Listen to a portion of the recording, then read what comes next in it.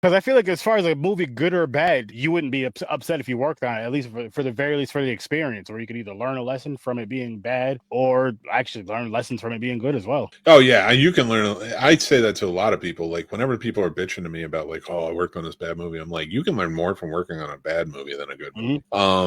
Yeah, and even like watching one. There's so many people who are adverse from watching bad movies. You Like learn objectively bad movies. But like you no, can I know. find stuff you really like and appreciate. Not only that, but with the bad movies, you learn a lot about like what you enjoy about movies, and you appreciate the good ones a hell of a lot more. The ones that you really enjoy, you appreciate them so much. I think that's why like a lot of the films, like on my show, the way I do my ratings and stuff, is because I watch so many bad movies. I'm like, listen, Yeah, I've watched this, and there's times on the pod where sometimes the wheel will hit, which has happened to us, like 3 weeks worth or a month's worth of just horrible movies, and then we'll get that one. We're just like, oh, thank you. I know.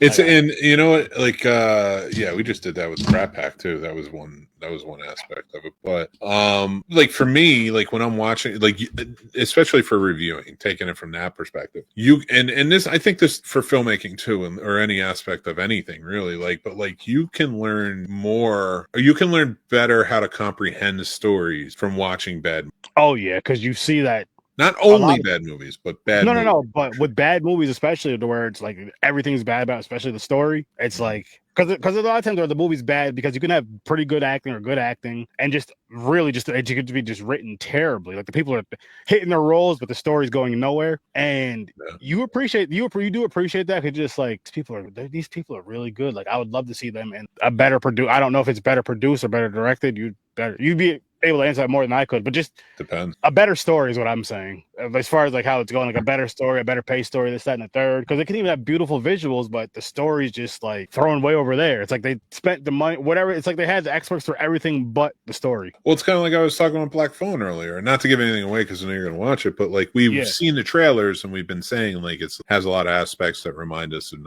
Nightmare on Elm Street, and it does. And there's other movie influences that are very hardcore in there.